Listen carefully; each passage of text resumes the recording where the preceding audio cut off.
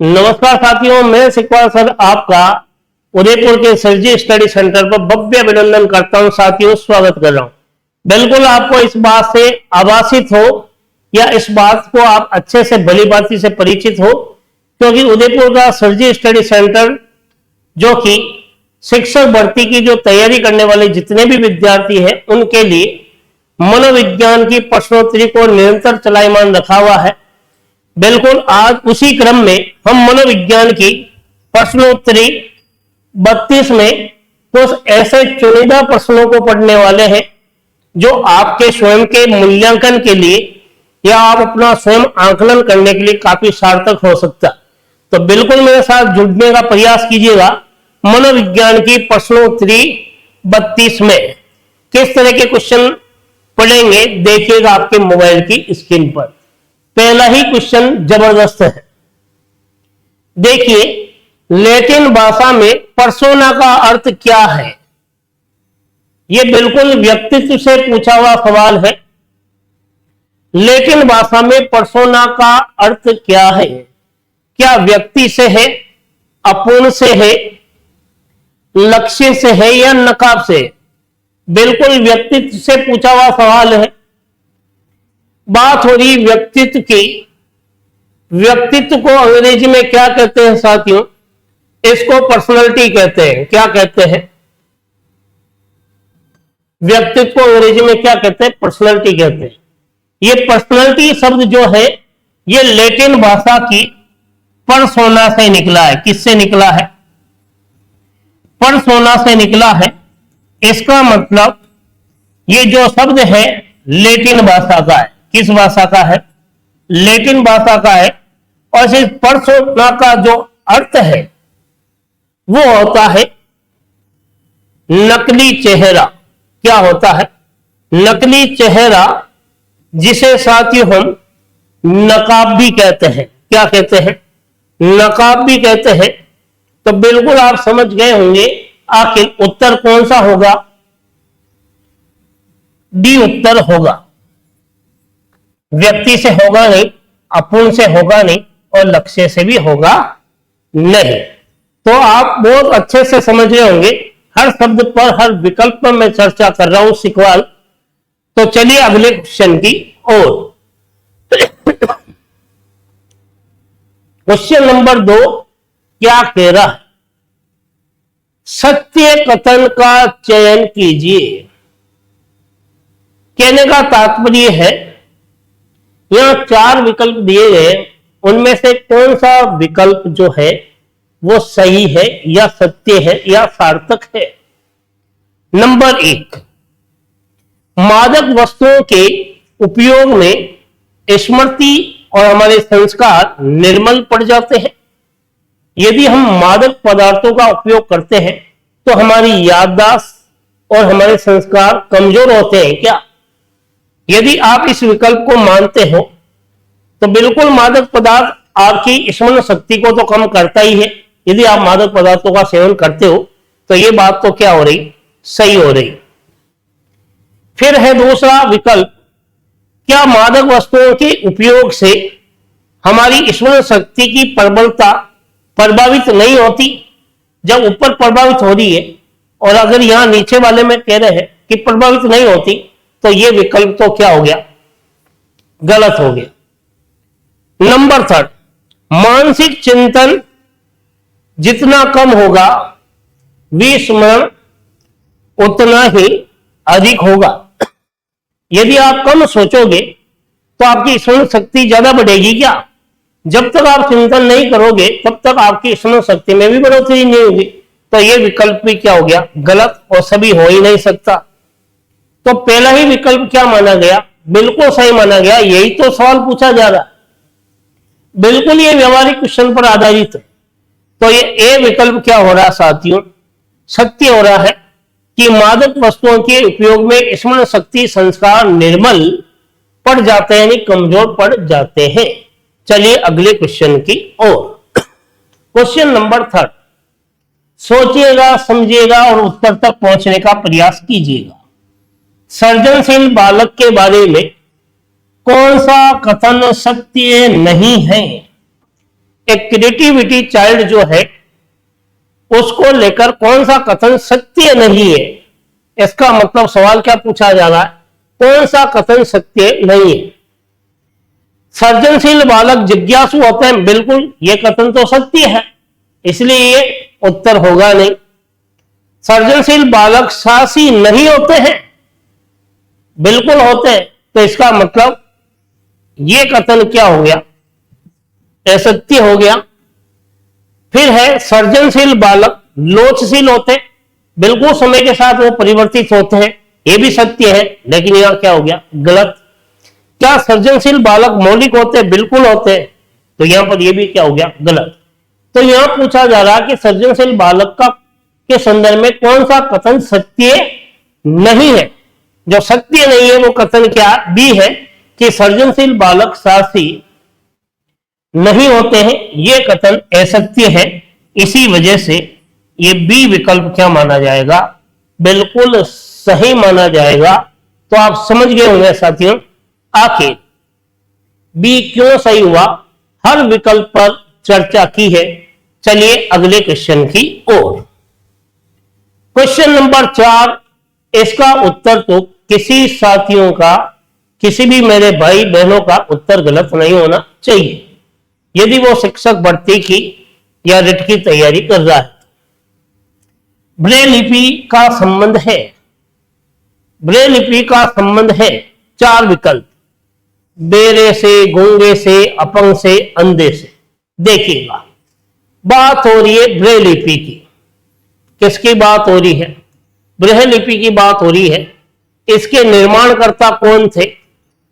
निर्माणकर्ता की यदि मैं बात करूं तो इसके निर्माणकर्ता जो थे साथियों, उसका नाम है लुई ब्रेल। कौन सा ब्रेल?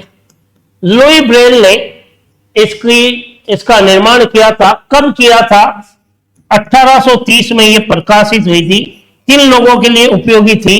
अंधे बालकों के लिए उपयोगी थी, अंधे बालक। तो उत्तर आपको पता हो गया होगा आखिर कौन सा होगा। अंधे बालकों को काम में कौन सी लिपि आती है? ब्रेल लिपि का प्रयोग किया जाता है। बेरे, गूंगे, अपंग के लिए नहीं किया जाता है। चलिए अगले क्वेश्चन की ओर। डी विकल्प क्या हो गया, बिल्कुल सही हो गया। क्वेश्चन नंबर 5 बहुत ही जोरदार है, दिमाग पर जोर डालिएगा और उत्तर तक पहुंचिएगा। कैसे? ज्ञानात्मक विकास के क्षेत्र में किसका योगदान काफी प्रभावी रहा है? बात हो रही है ज्ञानात्मक क्षेत्र को लेकर। तो ज्ञानात्मक क्षेत्र के विकास में ऐसा कौन सा शख्स है, ऐसा कौन सा व्यक्ति है जिसने बहुत ही अधिक योगदान दिया है ज्ञानात्मक पक्ष के संदर्भ में? क्या वो व्यक्ति प्रोफेसर स्मिथ था? यदि आप इसका नाम लेते तो यह गलत होगा साथी। इसने ज्ञानात्मक क्षेत्र में लेकर कभी भी किसी चीज का उल्लेख नहीं किया है। यदि आप उत्तर देते हो रूसो, तो यह भी विकल्प गलत है। रूसो ने शिक्षा में मनोवैज्ञानिक दृष्टिकोण का सूत्रपात किया। शिक्षा में क्या किया? केवल एजुकेशन में मनोवैज्ञानिक दृष्टिकोण का सूत्रपात किया था। मनोवैज्ञानिक दृष्टिकोण का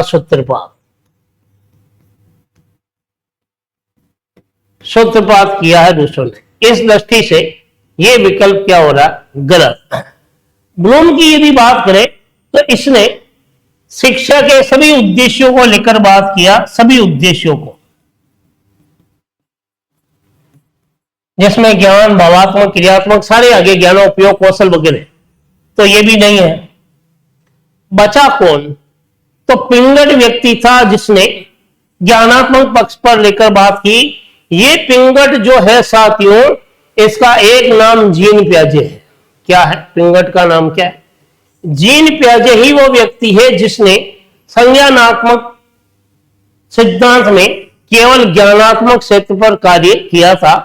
तो बिल्कुल आप समझ गए होंगे आखिर ए विकल्प क्यों सही हो रहा है। चलिए अगले क्वेश्चन की ओर। क्वेश्चन नंबर 6, पित्रेट एक रासायनिक पैकेट माने जाते हैं। ये कथन किसका प्रतिपादन के रूप में है? पितरेक एक रासायनिक पैकेट है, ये कथन किसने कहा? जीन पियाजे ने यह कथन नहीं कहा। तो जीन पियाजे ने फिर क्या कहा? जीन पियाजे ने ज्ञानात्मक पक्ष को लेकर चर्चा की। तो समझ गए होंगे क्यों गलत है। जॉन डीवी ने शिक्षा को त्रिमुखी प्रक्रिया के रूप में चर्चा की। शिक्षा त्रिमुखी प्रक्रिया है, तो यह भी विकल्प क्या हो गया? गलत। डार्विन ने विकास को लेकर बात कही, विकासवाद को लेकर बात बहुत ही बढ़िया उत्तर दे रहे हैं काफी लोग। तो यह कथन भी क्या हो गया? गलत हो गया। बचा कौन? कहते ना, मन जैसा मन वैसा तन और वैसी सोच और वैसी प्रगति। तो मन ही एक ऐसा सक्सेस था, एक ऐसा व्यक्ति था जिसने पितरेक को एक रासायनिक पैकेट माना था, इस बात को कहा। तो सी विकल्प आपका क्या हो गया? बिल्कुल सही हो गया है। चलिए अगले क्वेश्चन की ओर। क्वेश्चन नंबर 7 आपके मोबाइल की स्क्रीन पटल पर देखिएगा।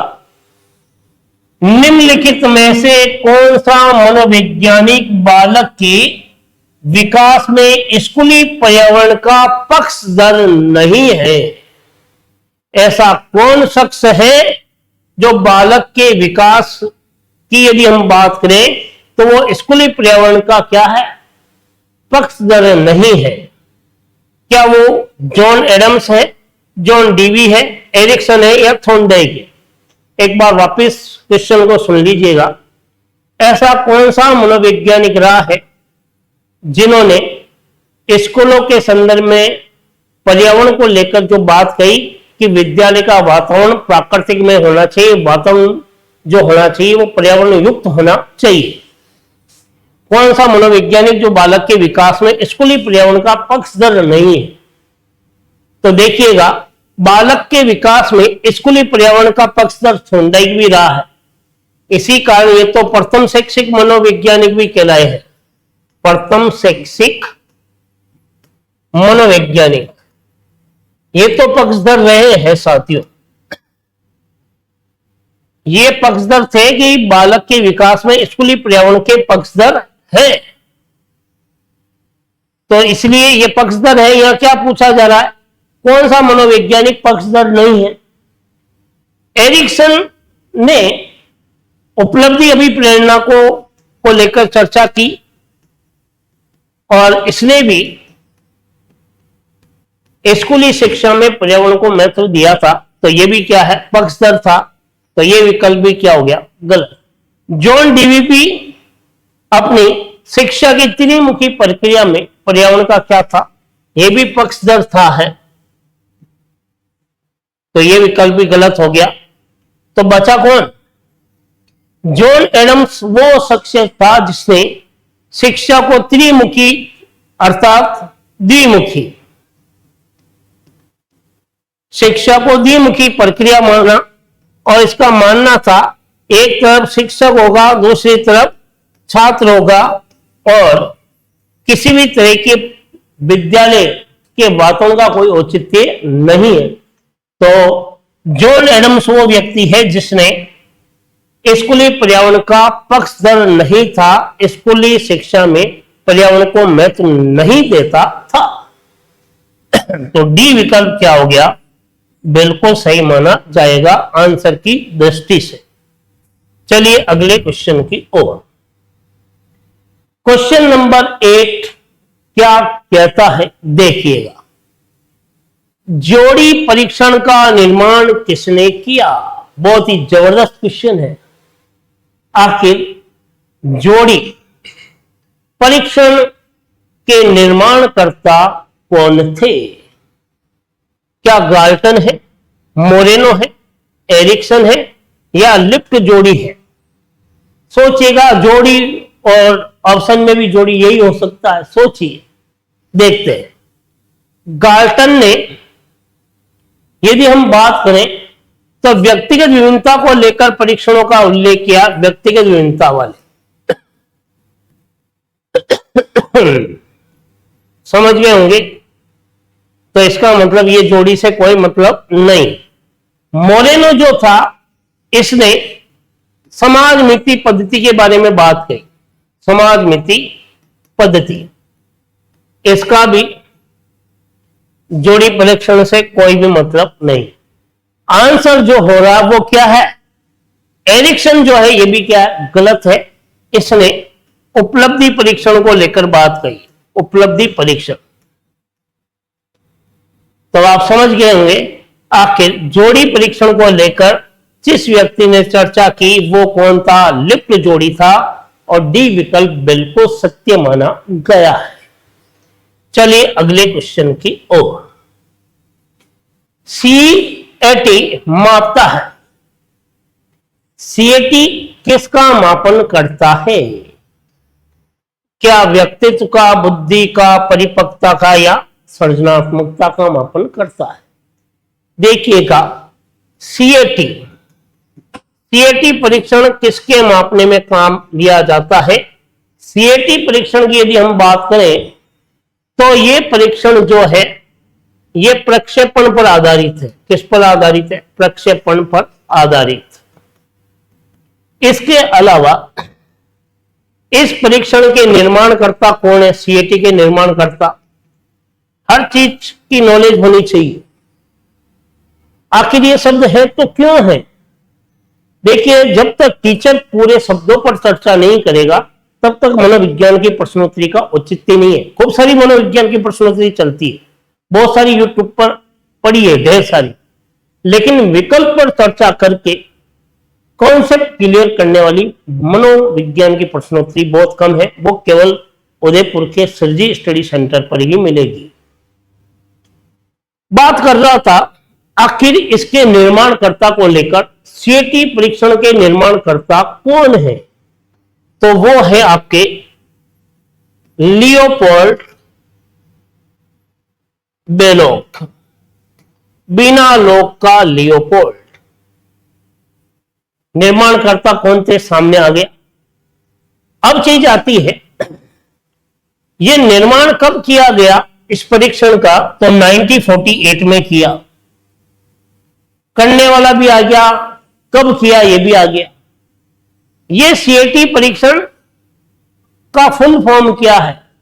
चिल्ड्रन एप्लीकेशन टेस्ट, अर्थात बाल संपर्क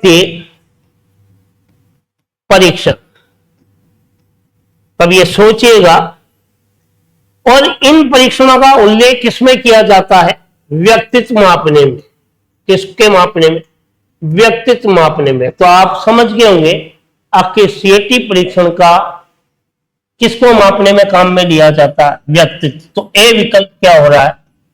सही हो रहा है। बुद्धि के मापन के लिए अगर देखा जाए तो बीने साइमन के परीक्षण आते हैं, तो बुद्धि के मापन में काम आते हैं, तो यह गलत है। परिपक्वता को लेकर किसी तरह के परीक्षण का उल्लेख नहीं है। सृजनात्मकता के संदर्भ में बाकरमेंदी परीक्षण, बीके पासी के परीक्षण, टोरेंस के मिन्नीसोटा परीक्षण, लॉरेंस का परीक्षण, तो इस तरह के परीक्षण आते हैं। चलिए अगले क्वेश्चन की ओर। क्वेश्चन नंबर 10 क्या कहता है? देखिएगा, समझिएगा, उत्तर दीजिएगा। प्राइमरी मेंटल एबिलिटी पुस्तक के रचनाकार कौन है? प्राथमिक, प्राइमरी यानी प्राथमिक मानसिक, और साथ में क्या आ गया? एबिलिटी यानी योग्यता। पुस्तक का नाम क्या है? प्राथमिक मानसिक योग्यता पुस्तक किसने लिखी है साथियों? क्या मैकडूगल ने लिखी, जॉन डेवी ने लिखी, थर्स्टन ने लिखी, या जॉन मेयर ने लिखी? देखिएगा, जॉन मेयर ने संवेगात्मक बुद्धि को लेकर बात कही। संवेगात्मक बुद्धि, तो समझ गए होंगे पहला विकल्प तो होगा नहीं। मैकडूगल ने आउटलाइन ऑफ साइकोलॉजी नामक पुस्तक लिखी, आउटलाइन ऑफ साइकोलॉजी, तो ये विकल्प भी होगा नहीं। जॉन डीवी ने जो किताब लिखी वो थी टेक्स्ट बुक ऑफ साइकोलॉजी। तब आप समझ गए होंगे आखिर उत्तर कौन सा हो रहा। थर्स्टन वो व्यक्ति था जिसने बुद्धि का समूह तत्व का सिद्धांत दिया और प्रारंभ में इसने बुद्धि को 13 तत्वों का समूह बताया, जबकि थर्स्टन का एक साथी था, उस साथी का नाम है केली। इसने बुद्धि के 9 तत्व बताए। वर्तमान में बुद्धि के 7 तत्व हैं और इन 7 तत्वों का उल्लेख थर्स्टन की जो पुस्तक है प्राथमिक मानसिक योग्यता में उल्लेख मिलता है। तो बी विकल्प क्या हो रहा है? बिल्कुल सही हो रहा है। क्यों सही हो रहा है? हर ऑप्शन पर, हर विकल्प पर आपने और हमने दोनों ने मिलकर क्या की साथियों? चर्चा की है। चलिए अगले क्वेश्चन की ओर। क्वेश्चन नंबर 11 आपके मोबाइल की पटल पर देखिएगा, क्या कहता है क्वेश्चन 11 है के अनुसार संवेगात्मक बुद्धि का कौन सा तत्व है?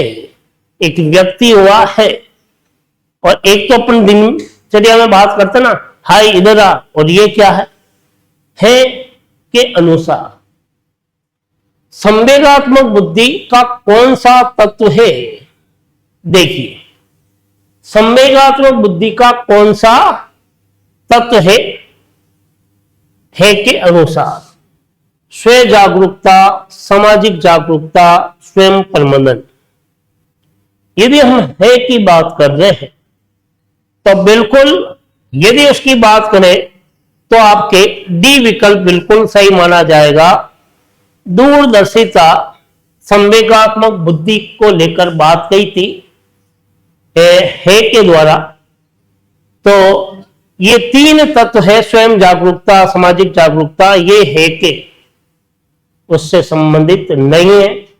लेकिन यदि अपन बात करें तो बिल्कुल कई बार इसके अपोजिट में, इसके विकल्प में कई तरह के क्वेश्चन एग्जाम में पूछ लिए जाते हैं। चलिए अगले क्वेश्चन की ओर। क्वेश्चन नंबर 12 अभिप्रेरणा से तात्पर्य छात्र की आंतरिक शक्तियों को जागृत करने से है। अभिप्रेरणा विद्यार्थियों में आंतरिक शक्तियों को क्या करती है? उत्पन्न करती है। यह कथन है प्याजे का, गिलफोर्ड का, स्किनर का या वैलेंटाइन का। देखिएगा आंतरिक शक्तियों को जागृत करने की यदि हम बात करें तो प्याजे का कथन होगा नहीं, क्योंकि प्याजे ने तो संज्ञानात्मक सिद्धांतों को लेकर बात की थी।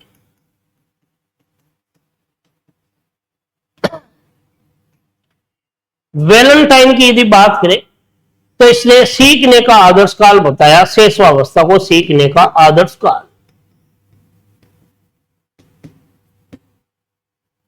स्किनर ने सीखने को लेकर अभिप्रेरणा में या अधिगम में यदि हम बात करें तो सीखने का सर्वोत्तम राजमार्ग अभिप्रेरणा, ये बात स्किनर के द्वारा भी की गई। सीखने का सर्वोत्तम राजमार्ग कौन है? राजमार्ग अभिप्रेरणा, ये बात कही, अभिप्रेरणा है। तो ये भी नहीं है, ये भी नहीं, बचा कौन? गिलफोर्ड ही वो व्यक्ति है जिसने कहा छात्र की आंतरिक शक्तियों को जागृत करना ही अभिप्रेरणा है। ये बी विकल्प क्या माना जाएगा? गिलफोर्ड का बिल्कुल सही माना जाएगा। चलिए अगले प्रश्न की ओर। क्वेश्चन नंबर 13 क्या कहेगा? क्वेश्चन 13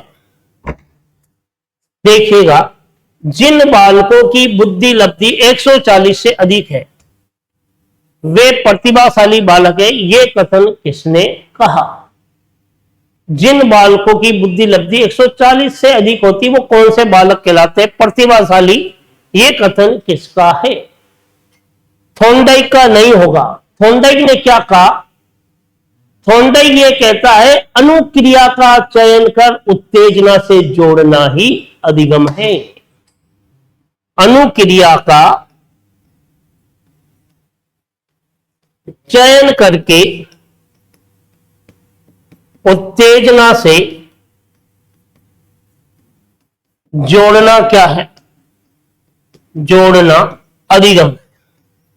ये बात थॉर्नडाइक ने की, इसका मतलब ये विकल्प होगा नहीं।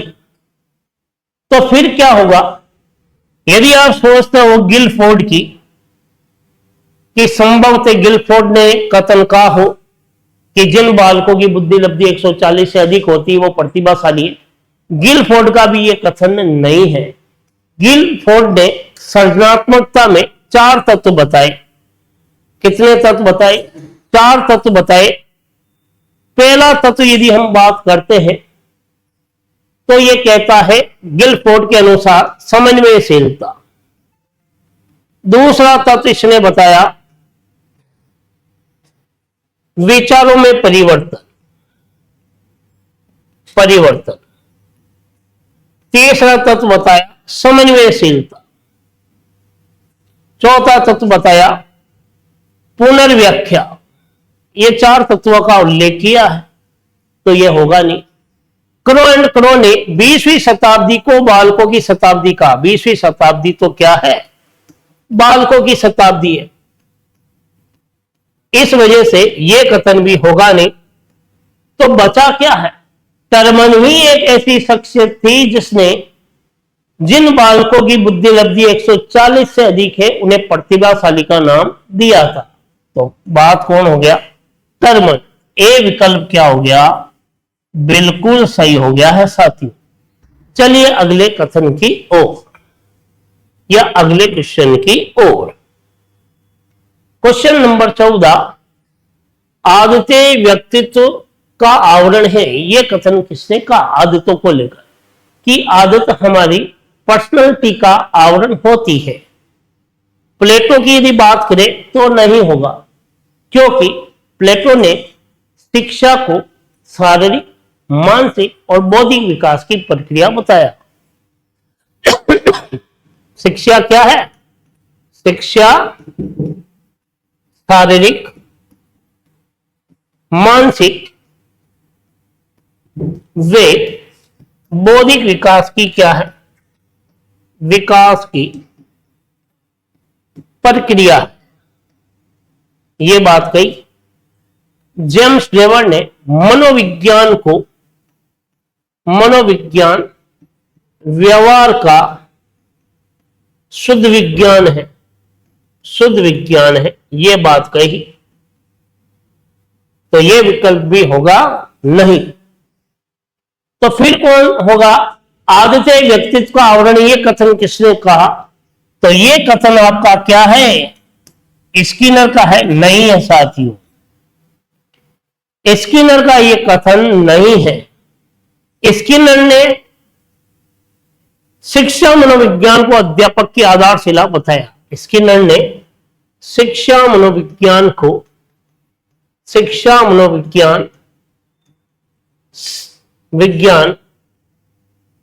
शिक्षक की तैयारी की आधारशिला है, यह बात कही है। तो बचा कौन? केल्पर नाम का एक व्यक्ति था जिसने आदत व्यक्तित्व का आवरण है, यह बात कही है साथियों। तो ए विकल्प बिल्कुल क्या माना जाएगा? सत्य माना जाएगा। चलिएगा अगले क्वेश्चन की ओर। क्वेश्चन नंबर 15 क्या कहता है?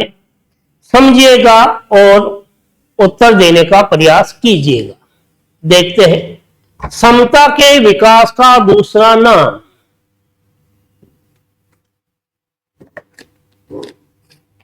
क्या क्वेश्चन पूछा जा रहा है? समता को लेकर। समता के विकास का दूसरा नाम क्या है?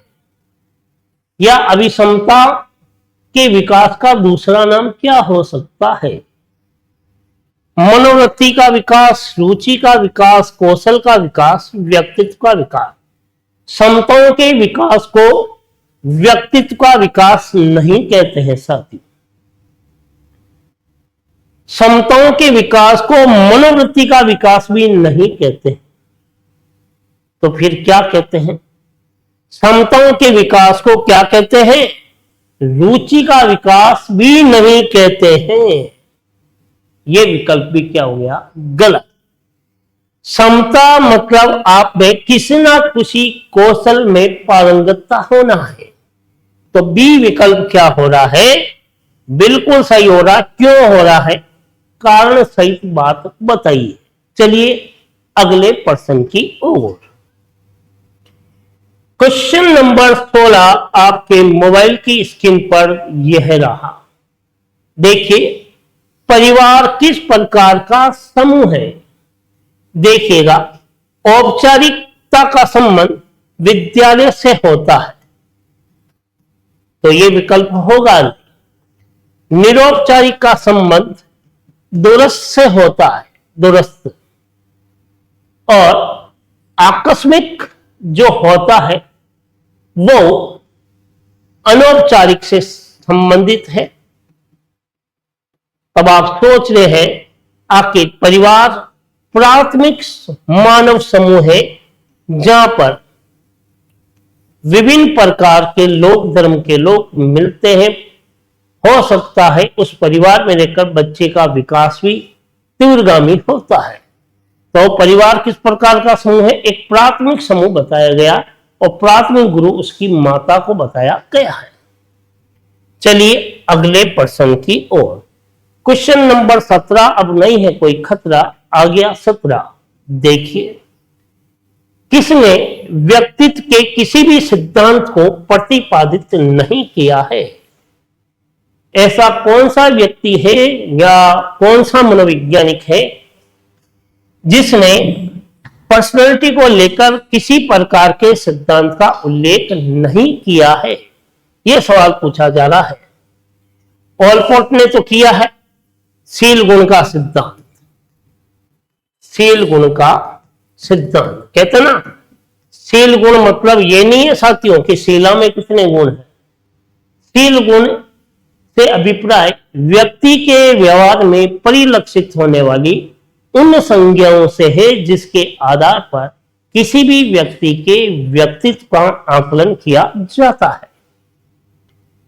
केटल ने विशेषक का सिद्धांत दिया है साथियों। विशेषक का सिद्धांत यह भी व्यक्तित्व से लेकर है। इसका मतलब यह विकल्प भी क्या हो गया? गलत। फिर यहां पूछ रहा है कौन सा सिद्धांत प्रतिपादित नहीं है? फ्रायड की यदि बात करें तो इसने मनोविश्लेषण सिद्धांत दिया, उसका संबंध भी व्यक्तित्व से है। तो ये तीनों का संबंध किससे है? व्यक्तित्व से है। और किसका संबंध व्यक्तित्व से नहीं है? तो स्किनर ने जो दिया वो कौन सा दिया? अधिगम का सिद्धांत दिया था। अधिगम में भी कौन सा? क्रिया प्रसूत का सिद्धांत दिया है। यह व्यक्तित्व से संबंधित नहीं है, इसीलिए डी सी विकल्प जो है बिल्कुल सही माना जा रहा है। चलिए अगले क्वेश्चन की ओर। क्वेश्चन नंबर 18 बहुत ही महत्वपूर्ण है साथियों। इसको दिमाग से उत्तर दोगे तो आप उत्तर तक पहुंच जाओगे। प्रकार्यवादी संप्रदाय का वास्तविक संस्थापक कौन है? प्रकार्यवादी संप्रदाय का वास्तविक संस्थापक, फटाफट उत्तर दीजिए। जॉन डीवी, वुडवर्थ, टिचनर या विलियम जेम्स? यदि आप उत्तर देते हो टिचनर तो ये बिल्कुल गलत है। इसका संबंध तो संरचनावाद से है, गलत हो गया। यदि आप उत्तर देते हो वुडवर्थ तो यह भी गलत है, इसका संबंध व्यवहारवाद से है। तब आपके सामने बचा कौन? विलियम जेम्स और जॉन डीवी। तो प्रकार्यवादी संप्रदाय का वास्तविक संस्थापक कौन है? विलियम जेम्स नहीं है। वास्तविक संस्थापक कौन है? जॉन डीवी है, जिसे प्रकार्यवाद की मीमांसा भी कहा गया। यह प्रकार्यवादी संप्रदाय का वास्तविक संस्थापक कहलाता है और बोलचाल की भाषा में प्रकार्यवादी संप्रदाय के मुख्य प्रवर्तक विलियम जेम्स कहलाते हैं। बिल्कुल आपको ये फंडामेंटल मैंने क्लियर कर दिया है बोलकर। तो डी विकल्प क्यों सही हुआ, कारण सहित मैंने बात बताई है। क्वेश्चन नंबर 19, सुख पैसा सिद्धांत का आधार, कहते हैं ना सुखवादी सिद्धांत, सुखवादी सिद्धांत का आधार क्या है? देखिएगा, यह मनोविश्लेषण सिद्धांत से बात हो रही है।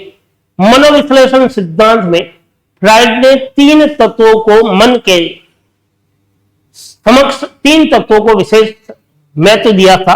एक तो अहम को दिया, इदम को दिया और परम अहम को दिया।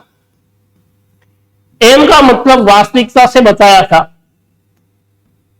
और इदम का मतलब सुख से बताया था और परम अहम का संबंध नैतिकता से बताया। तो यहां पर यही तो पूछा जा रहा है, सुख पैसा सिद्धांत का जो संबंध है वो किससे है साथियों? इदम से है, इरो से है नहीं, एम से है नहीं, परम एम से होगा नहीं। तो 2 नंबर या बी नंबर क्या हो रहा? बिल्कुल सही हो रहा, कारण सहित मैंने चर्चा की है। चलिए आज के सेशन का अंतिम और लास्ट पायदान के रूप में ये क्वेश्चन आपके मोबाइल के स्क्रीन पर देखिए। बहुत ही जबरदस्त है क्वेश्चन। दिव्यांगजन अधिकार अधिनियम किस वर्ष लागू किया गया? दिव्यांगजन अधिकार अधिनियम किस वर्ष लागू किया? पिछली भर्ती परीक्षाओं में ये पूछा हुआ सवाल है। 1992 में, 2002 में, 1986 में या 2016 में। कहने का मतलब 1992 में किया गया। 1992 में शिक्षा को लेकर चर्चा हुई थी। 1990 में नई शिक्षा नीति को लेकर बात हुई थी, तो ये उल्लेख होगा। 2002 में किसी तरह की चर्चा नहीं हुई है। 2002 के अंदर शिक्षा के अधिकार अधिनियम 2009 को, इसको लेकर जरूर न्यायपालिका के द्वारा किसी तरह का विचार विमर्श जरूर किया गया। बाकी दिव्यांगजन अधिकार अधिनियम को लेकर चर्चा नहीं हुई। 1986 में राष्ट्रीय शिक्षा नीति को लेकर बात हुई थी, जिसमें दिव्यांगजन को लेकर कोई चीज का उल्लेख नहीं हुआ है। 2016 के अंदर दिव्यांगजन अधिकार अधिनियम लागू किया गया। तो बिल्कुल आप समझ गए होंगे आखिर डी विकल्प क्यों सही हुआ। यदि साथियों मनोविज्ञान की प्रश्नोत्तरी यदि आपको ये बहुत ही अच्छी लगी है तो इस वीडियो को ज्यादा से ज्यादा शेयर कीजिएगा साथियों, ताकि उन लोगों का भी भला हो जाए जो संभवतः किसी कोचिंग में नहीं आ सकते हैं। इसके अलावा आप अपने स्वयं का आकलन भी कर सकते हैं कि अब तक आपने क्या पढ़ा है, कितना पढ़ा है। तो बिल्कुल अगले वीडियो में मैं फिर मुलाकात करूंगा। तब तक आप अपना ख्याल रखिएगा, निरंतर अध्ययन कीजिएगा और सफलता के चरम बिंदु तक आप पहुंच सकते हो। एक बार पुनः आपका उदयपुर के सरजी स्टडी सेंटर परिवार की ओर से बहुत बहुत धन्यवाद। Thank you. जय हिंद, जय भारत।